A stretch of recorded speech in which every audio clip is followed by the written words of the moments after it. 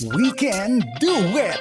Programang hatid ay kwentong buhay na puno ng inspirasyon at aral mula sa ating mga kababayan worldwide. We Can Do It!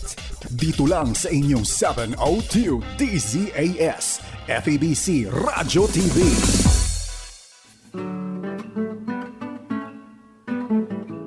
And from steaming Southern California, the Far East Broadcasting Company presents We Can Do It! Really, it's steaming hot here in Southern California. Height of the summer season. Napakainit talaga, Ate Maru. What do you do to stay comfortable? Ano ginagawa mo? Panainom ng tubig? Oh. Bawal kasi ang cold water na sa akin eh. Oo. Kaya yung maligam-gam lang. Siyempre, alam mo, siyempre ngayon gumaganda na tayo ng pamaypay, ano ha? Meron ako tiyahin, napakatipid eh, kasi mahal yung pamaypay niya. So, siyempre, pa pinapaypay niya, masisira. Ginagawa niya, ipamaypay, naka-steady, yung ulo niya ginagalaw niya gano'n para siya mapaypay. Tawa-tawa si Ruben sa mga jokes natin. Napakaganda kasi when we say we can do it, that's a strength from the Lord. Oh, yes. And talagang, you declare, we can do it, Lord, because of you. Amen. And ito sa buhay nitong ating special guest ay nakita natin ang strength ng Panginoon. Amen. Very, very simple family. Simple lang sila. But then, a simple person. Sabi nga ng kanta, ordinary people, God uses ordinary people. And in the ministry, we are very, very special in the Lord. So let's welcome back sa ating program ulit, mga kaibigan, Reuben Laurente. Hello everyone, we can do it. Indeed, we can do it. Yes. So good to see you. 1979, you were 9 years old. So that means the next time I saw you was 1989. So that means you were 19 at that time. Mm-hmm. So by extrapolation, how young are you now? I'm 57. Wow. Umagot agad Kuya Dave, walang kaabog-abog. Oh, yes. I never hide my age. Of course, why hide it? Wow. And Reuben, believe me, I'm looking at you right now. You don't look 57. You only look Dave. You only look 56 and a half. That's all I can say. So, we all look young, don't we? That really you look so young, Nonoy. Praise the Lord. Para sa atin, because we love what we do. Yes. And we serve for its greater Correct. Oh, I can tell. Alam mo, speaking of yung line na ginamit mo, Iho, yan ang sinasabi lagi ni Tony Bennett. If you love what you do, you will never work one day in your life. Pag talagang gusto mo ginagawa mo, hindi ka nagtatrabaho. Kaya ito, I love what I'm doing. Kaya for me, hosting We Can Do It with Ate Maru and having Kuya Reuben, for me, this is not work. For me, this is fun. Yeah. Correct. Me too. Sabi ko nga sa kay Joe dyan, ako na yata ang pinakamatanda na broadcaster ng FEBC. Hindi naman. Nagbo-broadcast pa din. Evergreen, Ate Maru. Oh, yes. But then, in the ministry, sabi ko nga, as long as I can still talk and think, pwede pa. So, to God be the glory. Ang bahala. No? So, Noy, I know you started with Taguig Himig as one of the grand finalists. Mm-hmm. And then you started recording some songs with FBC. Can you still remember the first song na ni-record mo in Tagalog? And maybe how did you start your ministry with Papuri? Anong Papuri ba yon? Anong time, no? Or year ng Papuri when you started the first song? And some of your experiences during the concerts. Kasi ikaw ang pinakamaabata noon yata na singer. The first song which I recorded and interpreted for Papuri was a duet with April Ricafrente. Who recently we were able to get touch base with her. Really? Kuyang Arnel Depano sa isang concert sa Bulacan. It's the song's title is Bakit Ako Mangangamba by Cesar Aniceto. And nakaka-nervyos ang recording nun because matagal na akong hindi nakakapag-record. Well, before Papuri, syempre nagbinata na yung boses mo. And Mm. during that time, I got a message, I don't know how, Kuya Butch Charvet got in touch with me na meron isang producer ng gospel song na gusto mag-record ng trio. It was me, the producer herself who also sings. Her name is Tilea Carlos, and Honey Lopez, who's also a Tagisihimig Oh, yes, I alumna. remember them. Yeah, Yes, batch ni Ricky Sanchez naman siya. correct. And we sang a Butch Charvet composition called Totoo. And then, sabi nga ni Kuya Dave early on in our conversation, Oo. the rest is history. Doon narinig, pinatugtog yung awitin sa radyo, at doon narinig uli ng Papuri Committee, Mm. kasama si Ate Maru, si Ate Mike, at si Kuya Kuya- Romy Diaz. And Na then hanapin daw ako uli. Madali naman ako mahanap nila Ate Maru. So, yeah. okay, umayos na pala yung boses. Ano na siya, binata na siya ngayon. So, I'm a baritone, still am. Mm. At salamat sa pagkakataon iyong na ibinigay sa akin, dahil during that time, there was already the Papuri trainee batches. I think Oh, I batches, see. Okay. batch 1 na yata noong time na yun. Uh-huh, And alam ko, biyaya ito ng Panginoon na nabigay sa akin yung opportunity to be an interpreter and not to go through Papuri training anymore. But obviously, every experience is a learning experience. Every Mm. like a recording is a learning experience. So I learned a lot from that. Si Kuya Roger, syempre naalala niya ako pati now. At eventually naging kumpare ko siya, sila ni Ate Oh, Jean, Jean. kay Stephanie na may asawa na rin Mm. yata ngayon. Oo. Yeah, masarap ang ministeryo ng Papuri dahil mayroong um, camaraderie, may Mhm. fellowship, at may friendships are really molded, and authentic fellowship, koinonia, is really in the ministry of Papuri. Until now, I can still feel the family, the sense of family and community with Papuri because of Ate Maru, Kuya Dave, and everyone else in the Papuri music ministry. Dahil tuloy-tuloy pa rin siya, although the Papuri Music Festival is not an annual gospel music festival now, but through God's grace, laging nagkakaroon ng provision to produce at least one every 2 years. I'm not sure kung ganun yung pattern, pero the last time we had the Papuri concert was 25 na ata. Yeah. Correct me if I'm wrong, mga kaibigang nakikinig at tanong. 25, and we're praying for another festival soon. Because marami pa rin dapat na maisulat na naawitin para sa Panginoon in the vernacular, whether in Tagalog, in Filipino, or in other in Ilonggo. In Ilonggo, Yeah. So tuloy pa rin, at ang music keeps evolving. So ang Papuri Music Ministry ay makakatulong talaga upang maging mas mapaigting, mapalakas ang musika sa gospel field, sa gospel music. Napakaganda kasi if I can remember back how many years ago, I had a program, a pure Ilonggo program called Inday Masaligan. And what I did was, because I love to sing and I love music, Of course. I requested a permission na yung mga Papuri songs i-translate sa Ilonggo. Oh, wow. Kag gin-record mga 60 songs in Ilonggo, no? Amazing. I'm Ilonggo, Kuya Dave, so gusto ko rin umawit in Ilonggo as well. Sampulan mo nga kami ng Ilonggo. Ako walang accompaniment, pero last week kumanta ka ng ilang linya. What song in Ilonggo can you bless us with? Kaya isang linya lang o dalawa. Ilonggo. Oo. Bayan ta ikaw, Pauli ako sa payaw, ugaling kung ikaw hidlawon, ang payaw imo lang Na, lantaw. ah, Pwede. Dandansoy. and then, Pinapasenti ko naman talaga ako eh. Ikaw right, ang litsa ng senti ko lang.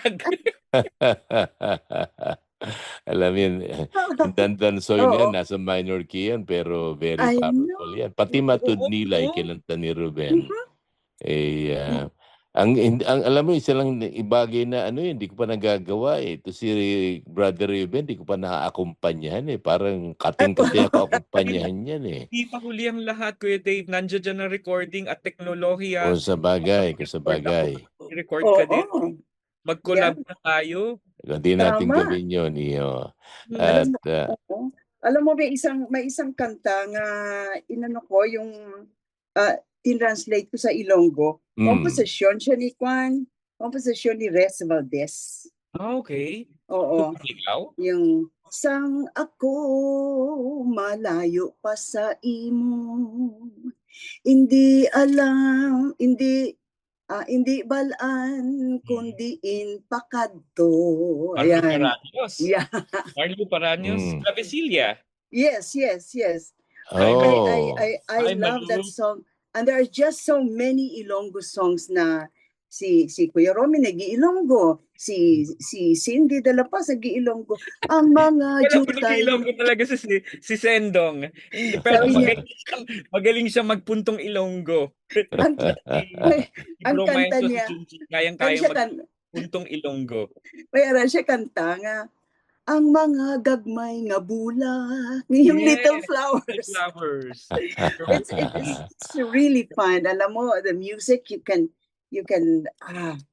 I don't know, but you can communicate well sa Yes. music. Ako kasi nakilala ko ang Lord through a song eh.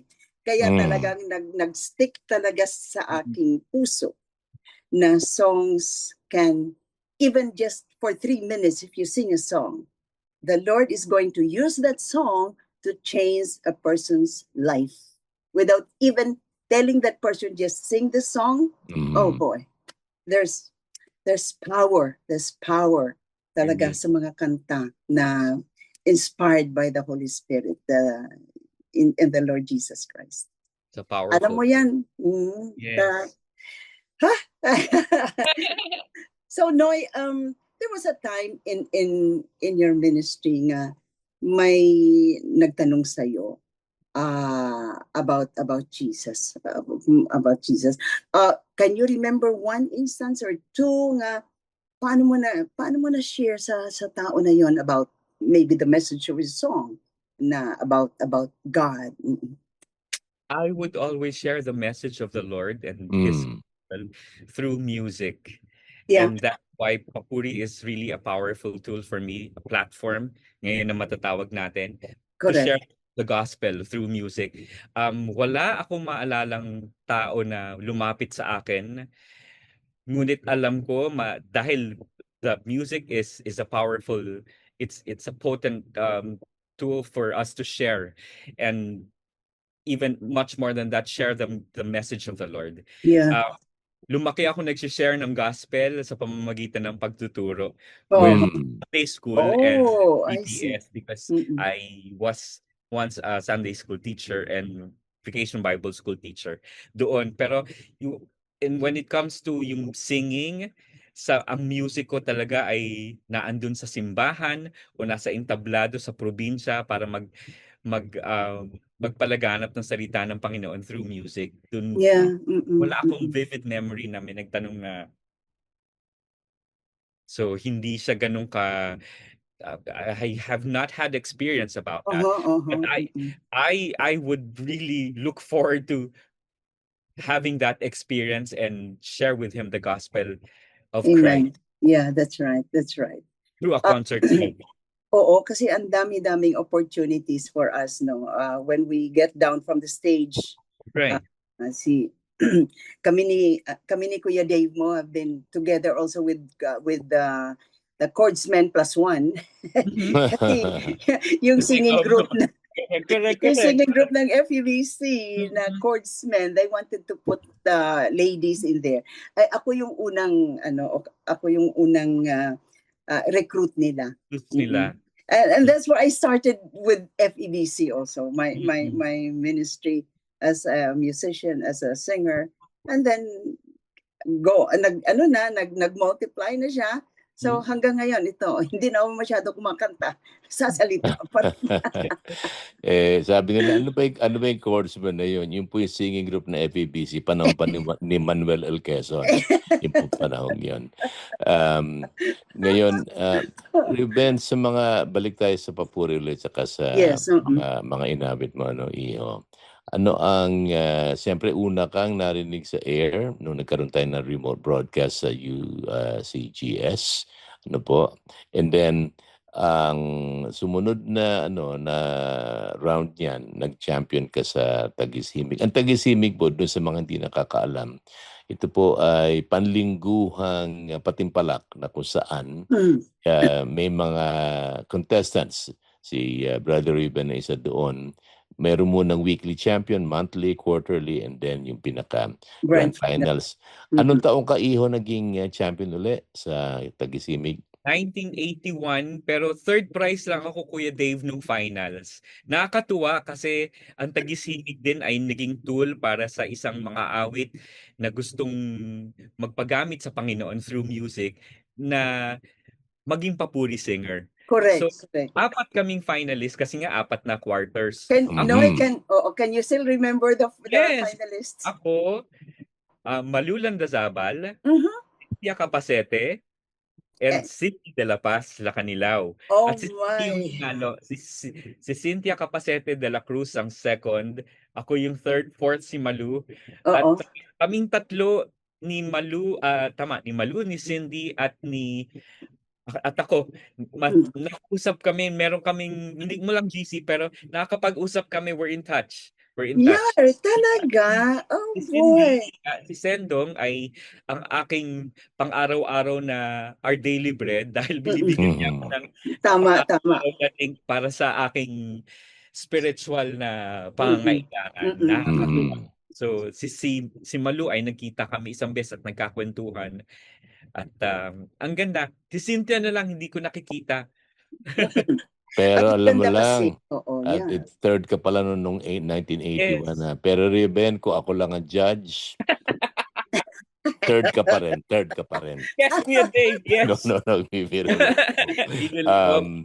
pero tingnan mo naman, yung iba ko minsan binabatay natin sa dapat yung everyone is jockeying for the top, that we know, bahagi ng human nature yan.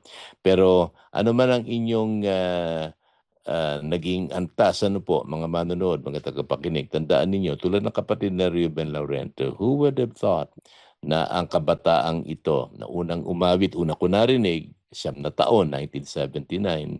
So by extrapolation, 1970 siya pinanganak. Ngayon, sipin ninyo, yung kanyang naabot mula sa pagiging contestant noong 1979 hanggang sa naging bahagi siya ng 1981.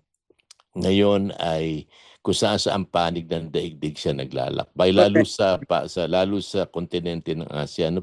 Pag-uusapan natin yan next Saturday. Wag po kayong mawawala, and don't miss the program this coming Saturday, sapagkat pag-uusapan po natin yung mga paglalakbay ng kapatid na Ruben at pati ang kanyang professional accomplishments, pati ginagawa niya ngayon.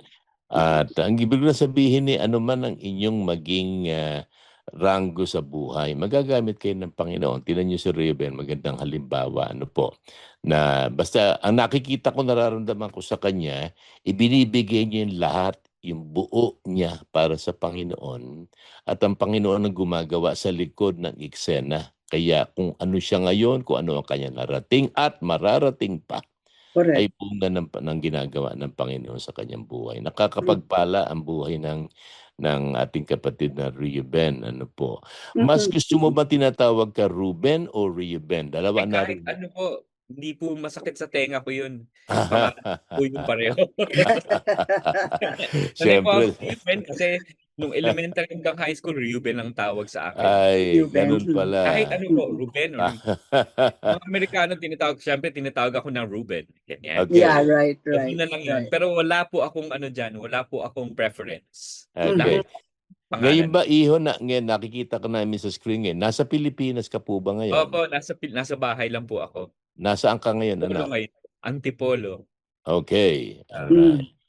Malabulunduking probinsya ng, syudad na pala. Aba, maganda yung Antipolo. Yeah, that's right. That's right. Isa sa mga pagagandang lugar sa Pilipinas siya. Kaya kung di pa kayo nakararating na Antipolo, tayo na sa Antipolo. Antipolo. At doon maligo tayo. Ano po? Mhm. At nakakatuwa ito si Brother Ruben Yeah, kahit that's na saan siya nakarating, ano man ang kanyang na-accomplish sa buhay. Aba, hindi simple yung mga entablado na kanyang tinungtungan. Mhm. Hindi pangkaraniwang mga awit ang kanyang nakasabay. Mhm. Hindi basta-basta na word ang kanyang tinamo.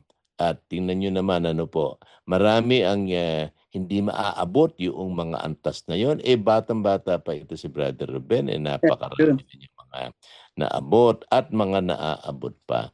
Ruben, you truly Yes. radiate the love of God at nakikita namin ito sa sa iyong buhay. Ano po? At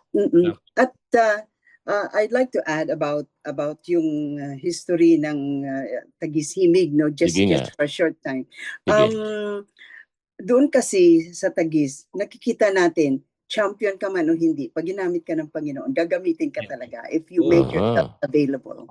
Amen. And in spite of your ability, sometimes it's more of the availability rather than the ability. Ito silang apat na i-mention ng apat, Cindy Capacete, Ruben, and then si Malu. These people ay ginamit talaga ni Lord sa Panginoon. Ang Taguig Himig kasi, Dave, you were nandito ka na sa Amerika noon eh. Ang nangyari noon, pag nag-champion ka sa Taguig, automatically, papuri interpreter ka. Ayun. Papuri interpreter ka. Pero silang apat, naging interpreter ng papuring champion o hindi, di ba?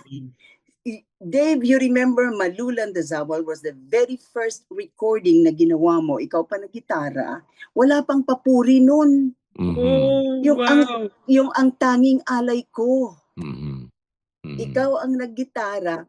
Hindi pa nagumpisang papuri recording artist sa Malu Landazabal. Yeah. Right, and then si Cynthia has been recording, and lately I think mayroon siyang anak na napakagaling kumanta. Yes, Yes. I forgot the name. It's babae eh. Ang galing kumanta, awarded din yata siya. So these are the times na you'll never know if you make yourself available sa ministry, the Lord is going to use you. And then your heart is right and pure before Him. He's going to use you. Well, glory to God. Ako, napakaganda naman ang ating pinag-uusapan, mga victories in the Lord, no? So, mga kaibigan, huwag kayong bibitaw. Dahil mayroon pa tayong 2 linggo pag-uusapan natin more of Ruben Laurente. But sa ating mga tagapakinig, just take note po, ipagsabihin natin ang programa ng 702 DZAS. At ganun din, include our program, We Can Do It. Kasi ito po ay napapakinggan sa FEBC Radio TV at napapanood sa Facebook Live at sa YouTube channel ng 702 DZAS FEBC Radio TV. At ganun din sa ating mga kaibigan dira ang aton mga kasimanwa sa Coronadal, South Cotabato. Mamati ka mo sa DXKI 1062. Kada Miyerkules ang hapon, 5:30. Madamo nga salamat sa inyong pag-upod sa amon kada Miyerkules. Well. Time is up, Kuya Dave. So, it's time for us to say goodbye. So, maraming salamat po sa pagsama sa amin. Ito po ang inyong kaibigan, Ate Maru Cepeda Javier. kasama si Dave Marcelo po, gusto ko lang sabihin kay Kuya Ruben, salamat gid kaayo sa imo iho ha. At kay Ate Maru. At maraming salamat sa ating engineer sa control, Shekinah Abalon. At sa bawat isa sa inyo na sumusubaybay sa ating palatuntunan. We know you have choices. Kaya pag nanonood po kayo, nakikinig, maraming salamat po. Tandaan ninyo, ano man ang ating sitwasyon sa buhay, kakayanin natin yan. Ano man ang ating antas sa buhay, gagamitin tayo ng Panginoon. Basta mahalaga, nagpapagamit tayo sa Panginoon. Kaya sabay-sabay tayo, bago tayo magwakas ng lubusan, pagkasama natin ng Panginoon sa ating buhay, anumang pagsubok, anumang hamon, kakayanin yan sapagkat sabay-sabay Kuya Ruben, Ate Maru, and our audience, with the Lord, we can do it! Woo! So we'll see you again next week, mga kaibigan. God bless us all. Inyong narinig ang We Can Do It! Dito lamang sa inyong 702 DZAS, FEBC Radio TV, Agapay ng Sambayanan.